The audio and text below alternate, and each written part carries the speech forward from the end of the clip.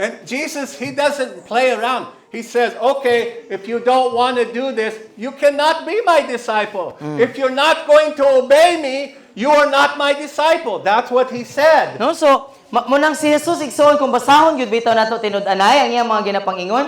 O kung dili ka mo sunod ani, kung dili ka mo sugot sa kung unsay ako ang ginaingon, edi dili ka mahimong tinun-an. Mura na. Are you understanding? Nasabtan nato igsoon. I know this is hard for some of us, but this is the truth. Igsoon, tinuod. No kabalo siya igsoon nga lisod, paminawon, gahi gyud siya nga mensahe. Apan kamatuoran ni siya. Does this make sense to you? Nasabtan nato igsoon. Most of us don't even know this because we don't even take the time to read the Bible. No, so daghan nato wala ta kabalungan natin sa Bible kay igsoon tungod kay wala ta nakagahin og oras nga mobasag Biblia. So speaking of Holy Spirit, may tungod ni Holy Spirit. Back to Romans chapter 8. Balik ta sa Roma 8. Those were some great verses your pastor gave. No, so nindot kay itong mga bersikulo nga gihatag ni pastor. Verse 1, chapter 8, Romans. Roma 8:1. Therefore there is now no condemnation, no adjudging guilty of wrong, for those who are in Christ Jesus, who live and walk not after the dictates of the flesh, but of the dictates of the Spirit. Hallelujah. No, diha sa kapitulo 8 bersikulo 1 sa libro sa mga taga-Roma, busa wala na pagkahinukman alang ni adtong anaa kang Kristo Jesus kansang mga wala nagkinabuhi sumala sa dikta sa ilaang unod. Apan kadtong mga naglakaw sumala sa dikta sa balaang espiritu. The Holy Spirit is not a power or an entity. The Holy Spirit is a person. No, so si Holy Spirit igsoon dili ni siya hangin or salampati or gahom or kalayo lang, apan persona gayud siya. And He can be grieved. We grieve Him much in No, the so, body of Christ. Sam isip nga usa ka persona sama nimo ba? Nga na kay mga pagbati, na kay panghuna-huna, na kay desisyon sa imong kaugalingong kinabuhi. Ing ana pod si Holy Spirit, pwede pod siyang masubo nga sama sa samang pamaagi nga ikaw masubo po, di ba? Masubo ka, mag-uol ka. No, nya daghang mga panahon nga napasubo na gyud nato kaayo siya as in kaayo. And in John chapter 14, Jesus Himself said, it's beneficial that I go to the Father. I'm going to send you another comforter, another counselor, another helper, and He is going to teach you all things. No, so sa Juan kapitulo 14 igsoon, kay nagingon si Jesus mismo nga mas makaayo kaninyo kanato nga iyang mga tinun-an nga mobiya si Jesus, mobalik siya dito sa langit sa iyang amahan aron nga mapadala niya ang lain pa nga magtatabang siya mao nga atong tigtudlo sa tanang mga butang. And He's going to come and live inside of you. Ug siya moabot aron nga magpuyo sulod kanimo. And so it will be a great benefit to us if we'll take the time to get to know Him. Diba? So dako kayo ang benepisyo igsoon kung magahin gyud ta og panahon sa pag-ila-ila sa balaang espiritu. Okay. Verse 3. For God has done what the law could not do, its power being weakened by the flesh, the entire nature of man without the Holy Spirit. No, tungod sa 8:3, Roma 8:3, tungod kay ang Dios mibuhat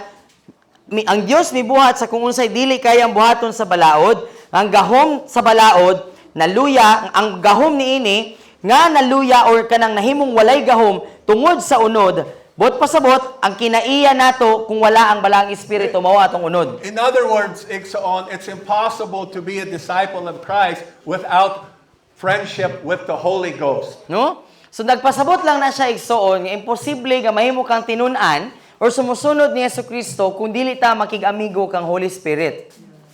You understand? Nasabtan nato? Okay, verse 4.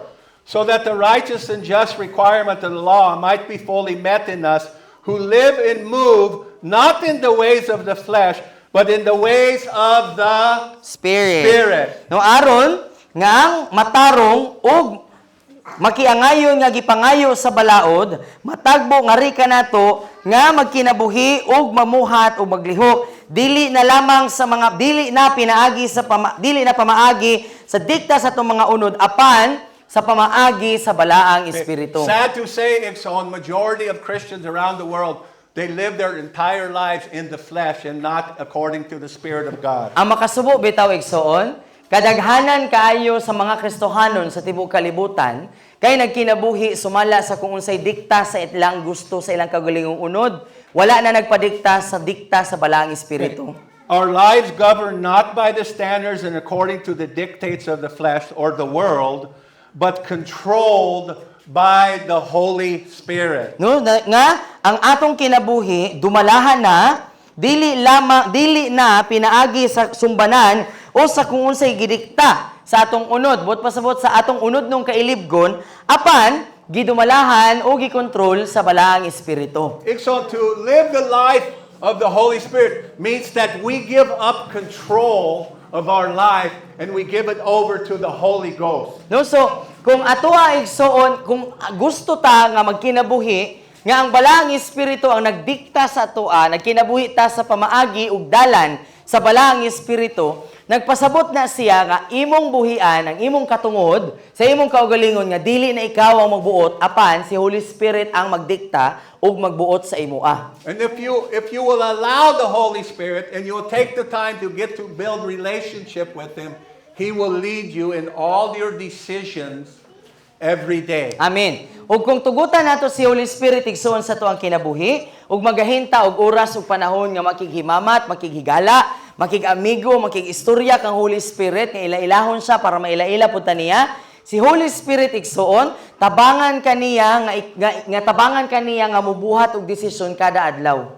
The reason, Ikson, we don't live this victorious, abundant life that Jesus promised us in John 10:11 is because we're not led by the Holy Spirit. We're led by our own emotions and how we feel. No, ang rason igsoon ngano nga kadaghanan sa mga Kristohanon kay wala nagkinabuhi bitaw nga madaugon, madagayaon, abundansya nga pagkinabuhi nga gisaad niya diha sa Juan 10:10 hangtod sa 11 kay wala nato gitugutan nga si Holy Spirit mo'y magbuot sa ato ang kinabuhi. Kadaghanan sa ato mga desisyon kay sumala lang sa kung unsay ato ang gustong buhaton. That's how we get in so much trouble. Di ba mo nang daghan kayo tang mga problemang na himamat o nasa gubangan? Every day, son, we're making major decisions in our life. We don't even go to God and ask God, is this what you want me to do? Di ba? Kadaghanan sa ato mga gipangbuhat igsoon nga mga desisyon, gipangpili nga mga desisyon, magbuhatag mga dagko nga mga desisyon. Wala ta nangutana kang Holy Spirit nga Lord, mao pa gyud ni imong gustong buhaton ako? Do you Mao pa want, nimo gusto do you ipabuhat, want me Lord? to have this job? Do you want me to go to college? Do you want me to marry this person? We don't even bother to ask. No? Wala ta nangutana ni Holy Spirit or ni Lord manggani ba nga, Lord, ganahan ba ka nga kini mo'y ako ang dawaton nga trabaho? Lord, unsa may mong plano sa akong kinabuhi? Ganahan ba ka, Lord, nga mag-college ko? Ganahan ko, Lord, nga mupadayon ko eskwela? Or Lord, ganahan ba ka, Lord? Or okay ra ba? What? Jade, Unsa ba? are you filming? I need you. I know Roger, that's listen. there. No? Wala ta nangutana ba? Wala ta nangutana nga bisan gani ka ng minyuan bitaw? No? Kinsa imong uyabon, kinsa imong sugton, or tugutan ba nimo ng laki nga manguyab nimo? Nangutana ba ta ni Holy Spirit? Hello? Ayo. Are you understanding? Nasabtan na to? Because the Holy Spirit will never give you the wrong answer. He True. will always lead you in the perfect way. No, kay si Holy Spirit dili gyud kaniya tagaan og sayop nga tubag. Hingpit perpekto gyud na di gyud kaniya padalan og yawanong tawo. Are you getting this? No? Di kaniya tagaan og yawanong bana, di kaniya tagaan og yawanong wakwakong asawa. Because God promised you His best, but you cannot obtain it without faith and relationship with Him. No, kay ang saad sa Ginoo ang labing maayo, ang pinakamaayo, gyud di siya gusto atong pinilian na. No, tinupsan na. Ang gusto niya ihatag nimo ang pinakamaayo niya, pero dili gyud na siya mahitabo kung wala ang imong pagtuo ug pagpakigrelasyon ni Holy Spirit. When I came to the Philippines, some pastor said to me something like, you have money because you're an American. No, so Agbago pa siya diri sa Pilipinas igsoon, kay nay mga pastor nga nagingon sa iya nga, ikaw nagyug kay kwarta kay Amerikano man ka. So what he was suggesting to me that I prosper only because I'm an American, insinuating because I'm a Filipino, I cannot prosper like an American. So mura ba ang gipasabot ato nga pastor kan daddy ba nga? Si daddy dato gyud ni siya, mas daghang gyud ni siya kwarta kay Amerikano man siya. Nga nagpasabot nga kung ikaw Pilipino, di gyud ka mahimong dato or maadonahan. Di ka pwede panalanginan sa Ginoo. Ingana iyang pagpanabot ato nga pastor. And I said to him, do we not have the same God? No? So ang tubag ni daddy ato nga pastor, dili ba pareha man ta Ginoo nga gialagaran? Do we not have the same promises, Iksoon? Dili ba pareha man putag mga saad sa pulong sa Ginoo? And I want you to know, I am not a rich American. No? Kaya gusto niya ipahibalo pod nga dili siya dato nga Amerikano. I live off of Social Security. No, nganong kaya nila nga mabuhi diri sa Pilipinas kaya na sila pension. Yeah, I only live on Social Security. I know if you see me driving that car, you think, oh my God, he's rich. But by American standard, I am not rich. No, so kabalo siya nga kadaghanan nato nga mga Pilipino nga pag makakita tag puti, taas og ilong, tapos nagsakay og sakyanan or no pag naay sakyanan ay dato gyud na siya nga Amerikano. Pero igsoon sa sumbanan sa mga Amerikano dili gyud siya dato. I don't need to be rich because God promises I will supply all your needs Amen. according to my riches and glory in Christ Jesus. Amen. No dili niya kinahanglan nga mahimong dato igsoon kay nga naman ang saad sa Ginoo, ang Dios maoy magtagbo sa tanan natong mga panginahanglanon, sumala sa iyang himaya ug sa iyang kadagaya. And Hallelujah. God has done that for me and my asawa. No, gibuhat gyud na sa Ginoo igsoon para kang daddy ug kang mami. We have faith in Him. We No, trust Him. naa sila'y pagsalig, naa sila'y pagtuo sa Ginoo. And we went through a lot of financial hardship in our life, Ug Iksoon. daghan gyud pud silang mga naagian nga mga pinansyal nga mga kasakitan ug kalisdanan. We had to learn to live by faith, walk in the Spirit, and not fulfill the lust of the flesh. No, nagkinahanglan nagagipod sila og mga panahon diin nga naglakaw nga gikinahanglan nila makaton nga maglakaw diha sa balaang espiritu dili pinaagi sa kung unsay tawag sa unod. Okay, moving on. Padayon ta. Next thing missing in the church. Usa pa nga kulang or nawala sa lawas si Kristo.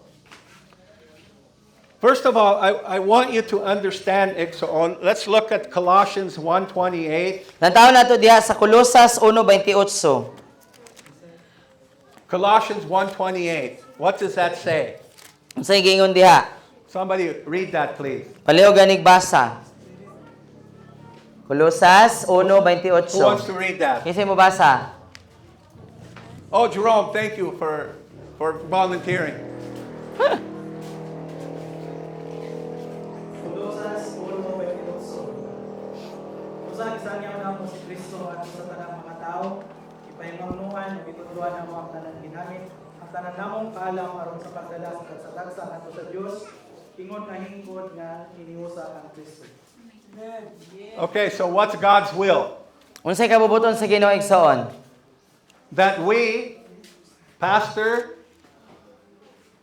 apostle, prophet, evangelist, teacher, working together will present you to the Lord fully mature. Amen. No, kabubuton sa Ginoo sumala ang bersikulo nga ang tanan nga alagad sa Ginoo, apostol, propeta, ebangelista, magtutudlo og pastor kay magtudlo, magsangyaw, mag-ekwipo kanang sangkapan ang matag usa nato aron nga mahimutang hamtong hingpit perpekto atubangan kang Ginoong Hesukristo. Perfected, No mahimutang perpekto, holy. balaan.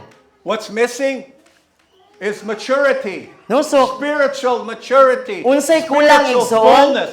Spiritual growth. That's what's missing in the body of Christ. no unsay kulang sa lawas si Kristo, kulang og pagkahingpit, kulang og pagtubo. No, wala na nato natagaan og pagtagad ba nga dapat di ita mo tubo sa atong pagpangalaga diha sa Ginoo. Dapat di ang atong espiritu manubo di ay. So what is missing in the church today is apostle, prophet. No, so unsay nawala, Apostle and prophet. unsay nawala igsoon sa simbahan karon kay nawala na ang mga apostoles, gitangtang na ang mga apostoles ug mga propeta. Okay, I want you to see who gave apostle, prophet, evangelist, pastor, and teacher. Who gave them to the church? I want you to see that. Gusto niya nga makita nato ba nga kinsay naghatag sa mga apostoles, propeta, ebanghilista, magtutudlo ug mga pastor sa lawas si Kristo. Okay. Ephesians chapter 4, verse 11. What does it say? Sige diha sa Efeso kapitulo 4 bersikulo 11 unsay gingon diha? God gave. Ang He Dios gave. naghatag. What's it say, Exaon? Unsay gingon? 4:11.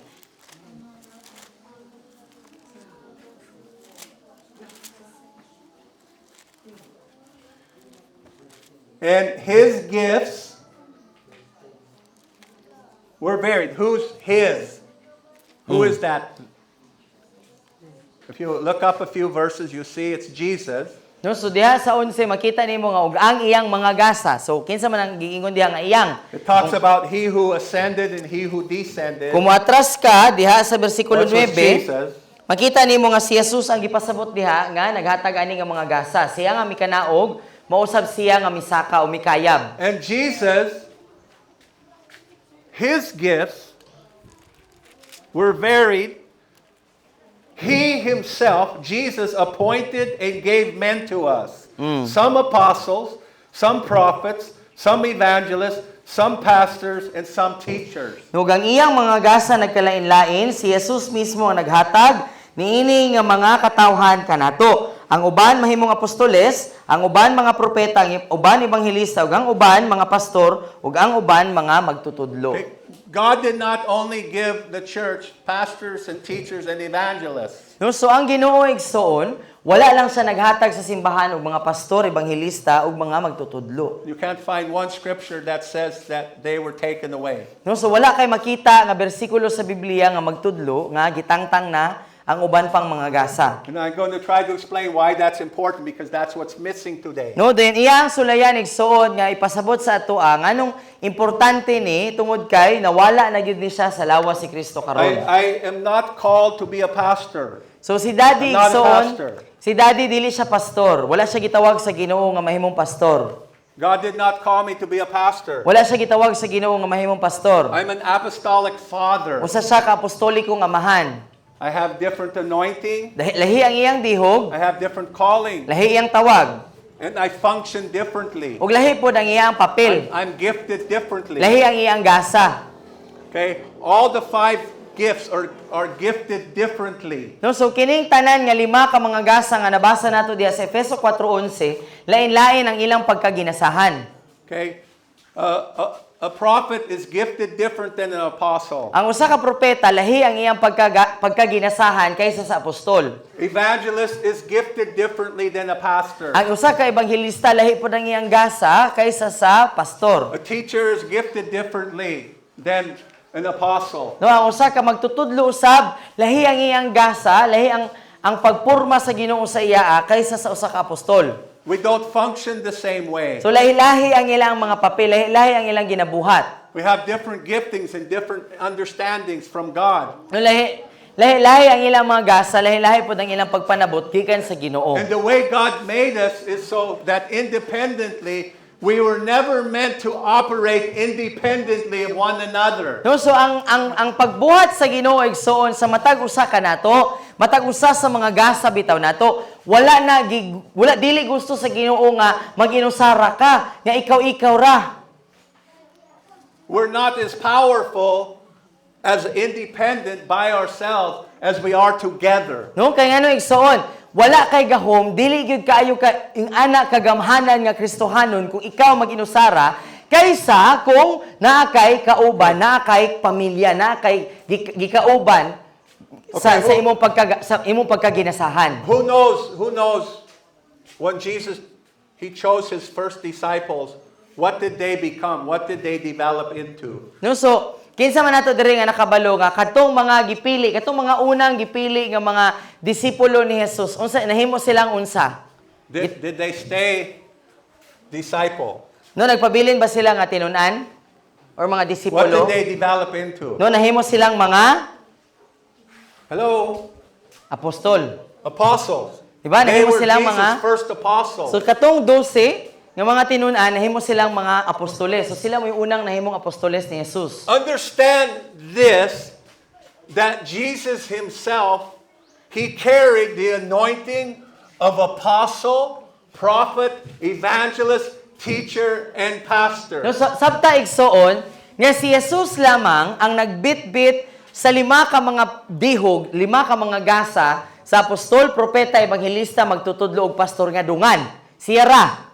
And he's the one who took the first disciples and developed them into the first apostles No? to lead the church. So og siya pod maoy nagpili og nagiya, nagtudlo sa unang mga tinunan nga sa katong 12 nga nitubo nga nahimong mga apostoles aron nga mugiya sa simbahan. And then you see in the early church in the book of Acts, there's apostles, prophets, evangelists, teachers, and pastors that are developed and sent out. No, dayon, kung basahon nimo ang libro sa mga buhat diha sa inyong Biblia igsoon, makita nato nga naay mga gipangpatubo nga mga alagad ang Ginoo nga mga tinunan nga nahimo silang apostol, propeta, ebanghilista, magtutudlo og pastor. And they all work together Dayon, kining mga lain-laing mga tao nga ginasahan sa lain-laing mga gasa, kay nagtinabangay, to mature the saints, aron sa paghamtong sa mga gibalaan, to build the kingdom of God. aron sa pagtukod sa gingharian sa Ginoo. They work together to mature the church. Nagtinabangay ni sila, aron nga mapatubo ang tanan nga mga gibalaan, ang And they tanan were nga mga not Kristohanon. independent of each other. No, so, walay usa ka gasa nga kaya ra niya nga siya ra. They need one another. They needed each other. No, nagkinahanglan gyud sila sa usag-usa. I need you, Pastor. No, nagkinahanglan niya No, no, ikaw. no. Because you have anointing and gifting I do not have, and I have anointing and gifting you do not have. No, anong gikinahanglan ni Daddy ang inyong pastor? Tungod kay ang inyong pastor naay dihog o gasa nga wala si Daddy, ug sa samang pamaagi nga si Daddy usab naay gasa og dihog nga wala sa inyong pastor. And we have different function. Dahil lain-lain sila og papel, lain-lain sila og buluhaton. You're called and anointed to be the shepherd of the church, of the flock. Si ikaw pastor gidihugan ka ug gigasahan ka sa Ginoo nga magatiman ug magbantay ani nga panon. And I'm not called to one flock. No, dahil si Daddy pod wala siya gitawag sa Ginoo sa usa lamang ka panon, sa usa lang ka simbahan. I'm not called to shepherd one church. No, wala siya gitawag sa Ginoo nga muatiman og muamo usa lang ka iglesia. I'm called to the body of Christ. Gitawag siya sa lawas ni Kristo. If I'm shepherding one church, I'm not free to go where I need to go, where God sends me. No, kay ngano,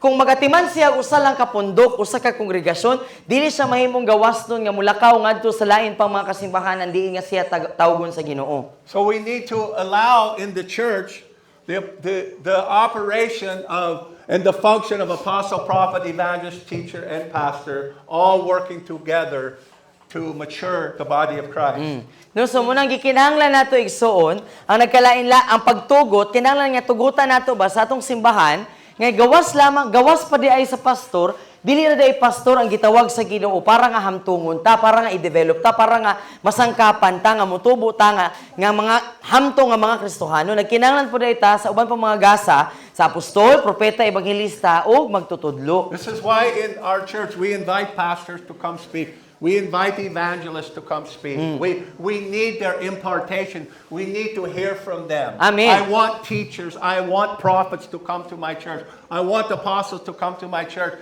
to be able to impart to my flock to help them be whole. Amen. Nung mao nga dito sa amoa sa Dipolog igsoon sa amoang simbahan, kay nagaimbitar pud mi og lain-lain pud nga mga magwawaling. Dili lang siya or kami sige ang madunggan apan napay lain nga mga alagad nagaimbitar mi og mga apostol, propeta, magtutudlo, ebanghilista og lain pang mga pastor aron nga mag-impart pud, mag-share pud sa pulong sa Ginoo sa amoa. Kay kabalo mi nga dili ra gyud kaya nga mutubo ta pinaagi lang sa usa ka tingog. Okay, so in my understanding of Scripture, Sa iyang pagpanabot igsoon sa kasulatan, one of the primary reasons the body of Christ is not mature around the world is because we've done away with the fivefold, we've done away with apostles and prophets, and only accept evangelists and pastors and teachers. no, ang usa sa rason ngano nga kanabitang wala ta ni tubo or wala ta nahamtong isip nga lawas si Kristo or wala ta ni hamtong isip nga mga Kristohanon Tungod kay gitangtang na nato ang 5 kapilo. Gitangtang na nato ang mga apostoles ug mga propeta. When you go to school, when you go to eskwelahan, igsoon, are you only taught one thing? Kung moadto kag eskwelahan, kung mo eskwela ka, isa ra ba ka subject? Do you only have one teacher? Isa ra ba imo magtutudlo? How many teachers do you have? Pila ka mga teacher na ninyo? Pila? 9? Oh, 9. 9 different teachers. Di ba? Why do you need 9 different teachers? Nganong siyam man ka mga magtutudlo, kinahanglan nga magtudlo? Kay lain-lain sila og subject.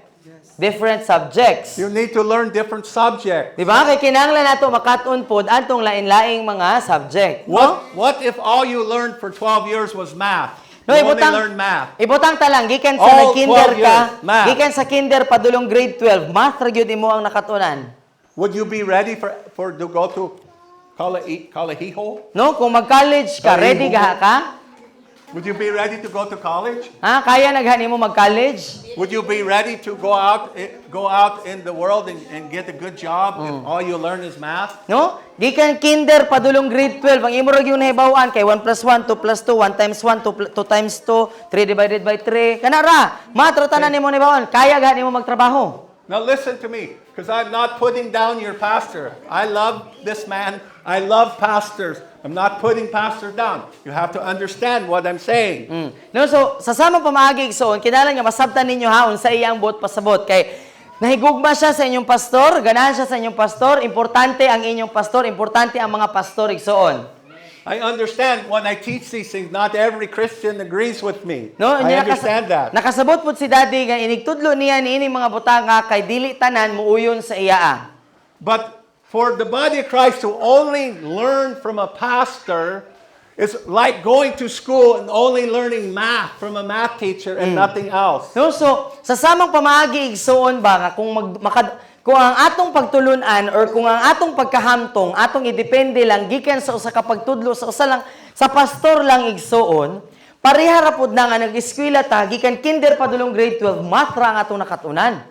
God led me and my wife here 10 years ago to the Philippines. No, so si Daddy ug si Mami gigiyahan sila sa Ginoo nga moanhi diri sa Pilipinas, pulo na ka tuig ang And milabay. we pioneered the church. Nagsugod sila og simbahan.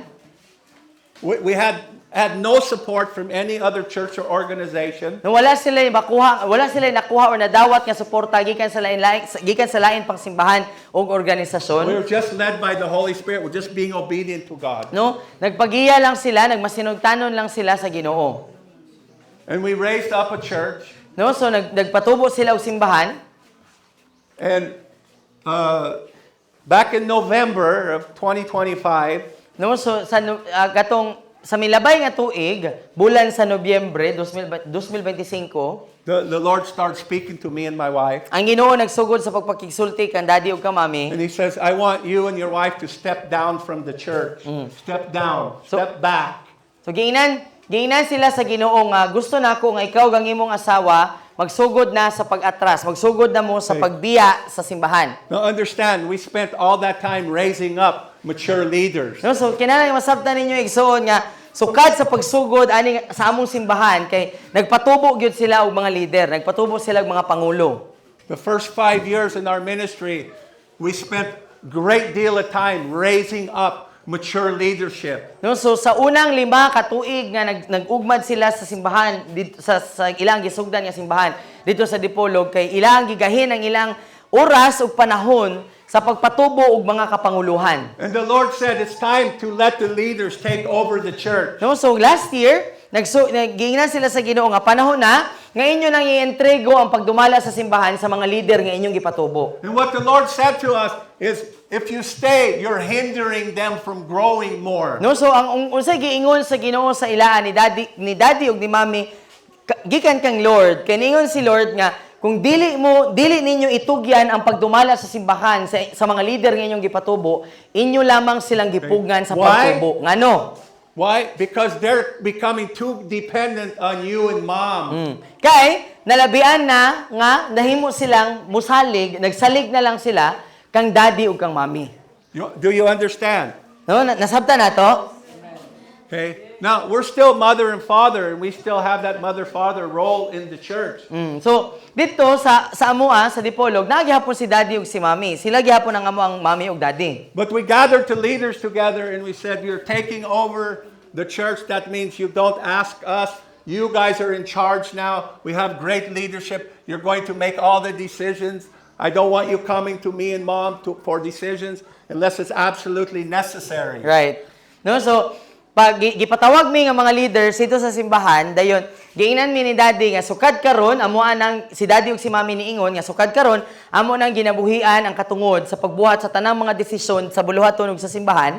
Sukad karon kamo na nga mga leader ang magbuot, magdumala, magpadagan sa simbahan ug sa buluhaton. Dili na mo muduol namo kung mangayo mo og mga desisyon. Apan, gawas na lang kung dako gyud kayo nga mga desisyon nga gikinahanglan. And they were afraid. Sa sugod gyud Hadlok kaayo.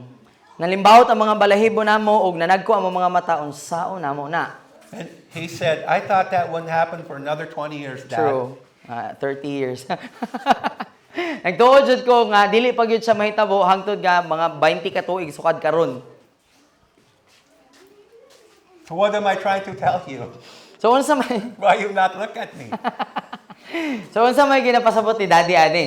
So what the Lord impressed on our hearts is, have you ever seen a baby langgam? Kita na mog langgam nga You know, baby baby langgam O in pispis. the nest. nga naa bitaw sa iyang salag. Nga naa sa salag I've ba? never observed that. Kita na mo ana? But what with some birds, the baby bird, it's now able to fly. It can fly on its own, but it won't leave the nest because it's scared to leave the nest. No, so unsay gipakita, unsay gipasabot sa Ginoo kan daddy ug ka mami ba nga pareha sa usa ka langgam bitaw nga pispis. Di ba naay higayon or naay panahon niini nga pispis nga kaya na gyud niya mulupad nga siya lang. Pero daghang mga panahon po, daghang mga langgam nga pispis nga mahadlok gyud mulupad nga ila-ila lang. And Dili so- sila ganahan ba nga mugawas gikan sa salag sa ilang inahan. And so what the mama bird will do, So unsay buhaton sa mungaan kay the mama bird will push the baby out of the nest. di ba? Makita Get na nimo. out, so they are forced to fly. Makita nimo usahay nga ang mungaan, iyang pugson, ang iyang mga pispis, sipaon niya or iyang kuhaon diri sa liog din, iyang ihagbong gikan sa salag. Kaya nga naman, para mapugos gyud tong pispis nga makat-on siyang mulupad. And Diba? that's what the Lord told us to do, to push the baby birds out of the nest because they're able to handle it. They're able to fly on their own, but they'll never do it as long as you're there all the time. No, so mo to'y gingon sa Ginoo kang daddy ug kang mami. Sipaan ang mga pispis nimo kay para mapugos sila nga mulupad. Nga magamit nila ilang mga pako kay kabalo naman na sila manglupad. Pero dili gyud na sila musulay nga mulupad kay hangtod nga magpabiling kang naa diha. We need all fivefold. No, so sa samang pamaagi igsoon nagkinahanglan gyud ta nining 5 to mature the saints, para nga mahamtong ta to do the work of the ministry. nga mubuhat ta sa buluhaton sa Dios. How much time do I have? Am I out of time? Lapas na siya? Yeah, you're ay we already used our time, Dad. Okay, you want me to quit? Because they will also have the communion. They Okay. will do the communion. You want me to quit or can I have 10 more minutes? 10 minutes pa daw, okay ra? Thank you. Okay. So 15. what is missing?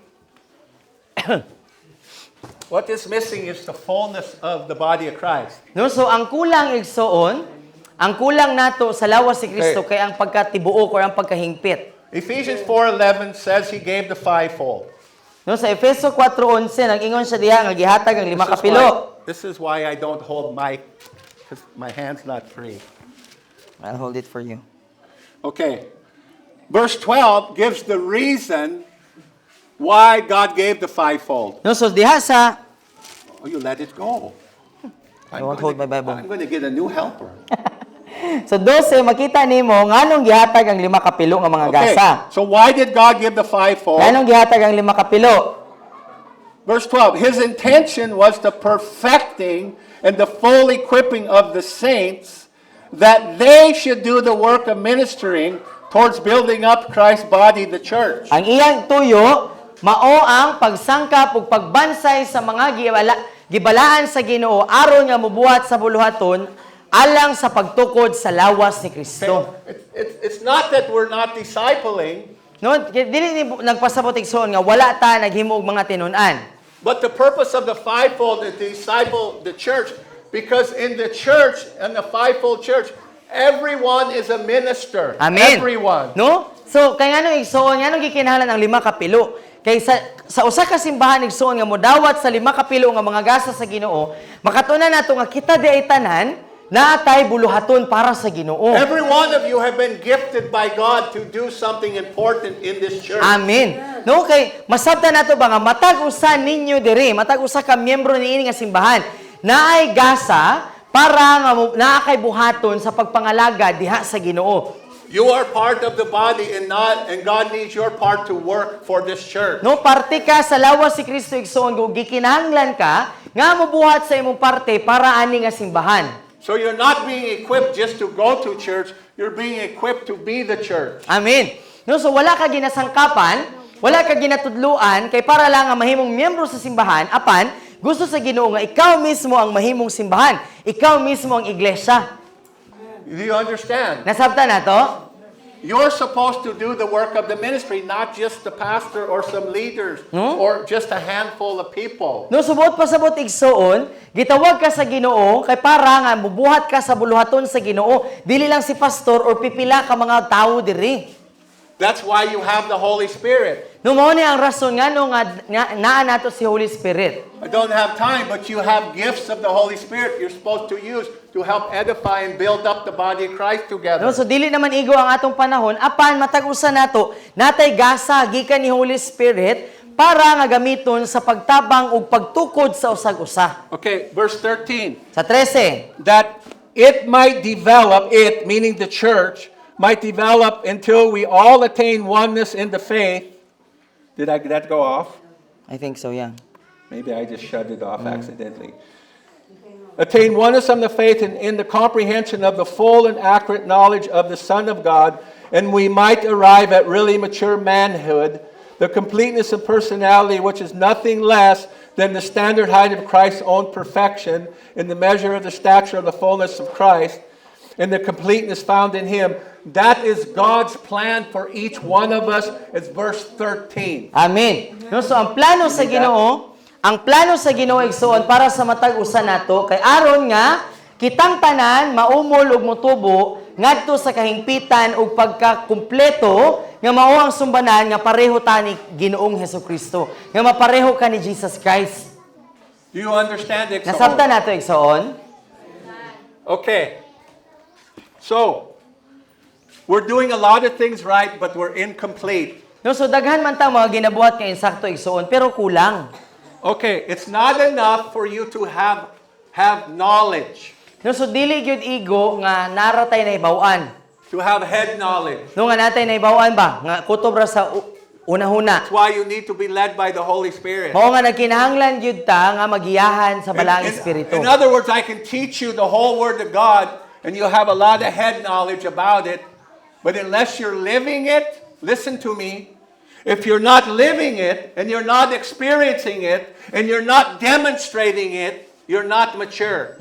No, so pwede gyud kayo igsoon nga daghang kang nakatunan, sige ka makadungog og mga wali, pero hangtod nga imo na siyang maaplikar ang tanang wali nga imo bitang madunggan, ug imo na siyang gikinabuhi, ug imo gyung giagian, gilakwan ang matag wali nga imong madunggan igsoon, di gyud ka makaingon nga hamtong naka nga You're not Kristohanon. supposed to just know the Word in your huna-huna. No, kay dili gyud gusto sa Ginoo igsoon nga kutob ra ta makabalo sa pulong sa Ginoo, diri ra kutob sa tong You're hunahuna. to walk it out in a lifestyle, No, ang gusto sa Ginoo nga ato na siyang lihokon, lakwan nato isip nga estilo sa kinabuhi. to experience the Word of God for yourself, Nga masinati nato ang pulong sa Ginoo para sa tong kaugalingon. and to demonstrate it to others in your community. Ug aron nga mapadayag nato ang pulong sa Ginoo sa ato ang mga kasilinganan. And until we're doing that, we're not mature. We're not like Jesus. No, so hangtod nga wala nato nagibuhat igsoon, dili gyud ta makaingon nga hamtong ta nga pareha na ta ni Jesus.